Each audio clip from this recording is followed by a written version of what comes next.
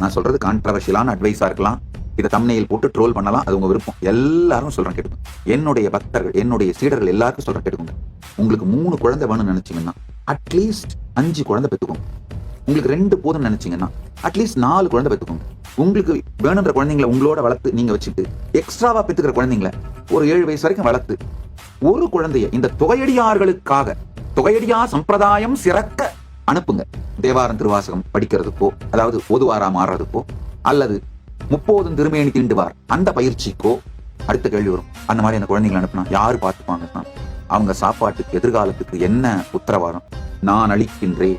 கைலாசத்துக்கு அனுப்புனா மட்டும் இல்ல, நீங்க ராமகிருஷ்ண மடத்துக்கு அனுப்பினாலும், எந்த ஆதீனத்துக்கு அனுப்பினாலும், எந்த குருகுலத்துக்கு அனுப்பினாலும், எங்க இந்த தொகையடியார் வம்சம் சிறக்கவும் பூத பரம்பரை பொலியவும் நீங்க அனுப்பியிருந்தீங்கன்னா, இந்த மாதிரி அமைச்சிருக்கேன் சாமி, ஆனா அவங்க 2 பேர் போனதுனால என் குடும்பத்துக்கு வருமானம் வேணும் சாமி அப்படின்னு எனக்கு அப்ளை பண்ணுங்க.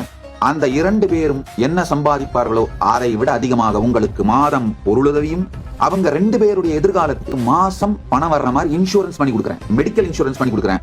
அது போக ரிட்டையர் ஆன பிறகு பென்ஷன் வர மாதிரி இன்சூரன்ஸ் பண்ணி கொடுக்குறேன். இதெல்லாம் போக இப்போ ஏதாவது ஒரு மடத்துக்கு சன்னியாசியா போயிடுறாங்க, போயிட்டு ஒரு 5 வருஷம் கழிச்சு 10 வருஷம் கழிச்சு சன்னியாச வாழ்க்கை பிடிக்கலன்னு திரும்ப கிரகஸ்த வாழ்க்கைக்கு வந்துடுறாங்க, இல்ல வெளியில போயிடுறாங்க. அது மாதிரியானவங்க திரும்ப சொசைட்டில வந்து நிம்மதியா வாழறதுக்காகவாது அது மாதிரியான பென்ஷன் சிஸ்டம், இன்சூரன்ஸ் இருக்கு, அது பண்ணி கொடுக்குறேன்.